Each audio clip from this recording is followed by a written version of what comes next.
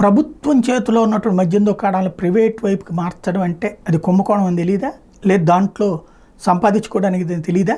అది తెలియకుండానే కేజ్రీవాల్ చదువుకున్నోడు అయిపోయాడా, ఐఆర్ఎస్ అధికారి అయిపోయాడా, ముఖ్యమంత్రి అయిపోయాడా? నాటకాలు అడ్డం కాకపోతే ఏముంది? తెలుసు. కాకపోతే ఆయన మీద కేసు పెట్టడానికి దాని ఆధారంగా పెడతాడని తెలుసు కాబట్టి ఇంకేముంది, నన్ను అన్యాయంగా కేసు పెట్టేశారు. ప్రభుత్వ రంగంలో ఉన్న మద్యం దుకాణాలు ప్రైవేట్దే పెట్టడమే కరెక్ట్ అయ్యి సంపాదించుకోవడానికి కరెక్ట్ అయితే మళ్ళీ నువ్వెందుకు ప్రభుత్వ పరం చేసావు? ఆ విధానం కరెక్ట్ అని చెప్పి వాదించాలిగా, నిలబడాలిగా. అసలు విశేషం ఏంటి? ప్రభుత్వ రంగంలో ఉన్నప్పుడు ఆ మద్యం అమ్మేటటువంటి వాళ్ళందరి ద్వారా వచ్చే ఆదాయం 700 కోట్లు అయితే ప్రైవేటుగా ఉంటే 1500 కోట్లు వస్తుందని చెప్పి లెఫ్టినెంట్ గవర్నర్ నమ్మించారు. చివరికి అది 70 కోట్లకు పడిపోయి ఈ మొత్తం డబ్బులు ఎవడికి పోయినాయి? ప్రైవేట్ వాడికి పోయినాయి. కానీ అందులో 100 కోట్ల రూపాయలు తీసుకుని పంజాబ్లో లేకపోతే గోవాలో ఎన్నికలకు ఖర్చు పెట్టినటువంటి విషయం బయటపడ్డాక కేజ్రీవాల్ని అరెస్ట్ చేస్తే అయ్యయ్యో అన్యాయం.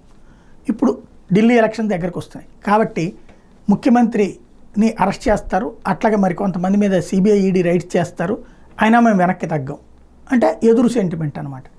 10 ఏళ్ల నుంచి ముఖ్యమంత్రిగా ఎలగబెట్టింది ఏమీ లేదు, ఢిల్లీకి ఒరగబెట్టింది ఏమీ లేదు. పైగా 10 ఏళ్ల నుంచి దీపావళి జరుపుకొని ఇవ్వకుండా చేశాడు. 10 సంవత్సరాల నుంచి అక్కడ మంచినీళ్ళు కూడా పూర్తిగా అందించలేకపోయాడు. తన ఫెయిల్యూర్స్ కవర్ చేసుకోవడానికి ఎమోషన్స్ని లేపడం అన్నటువంటిది కేజ్రీవాల్కి ఉన్నటువంటి ఎత్తు.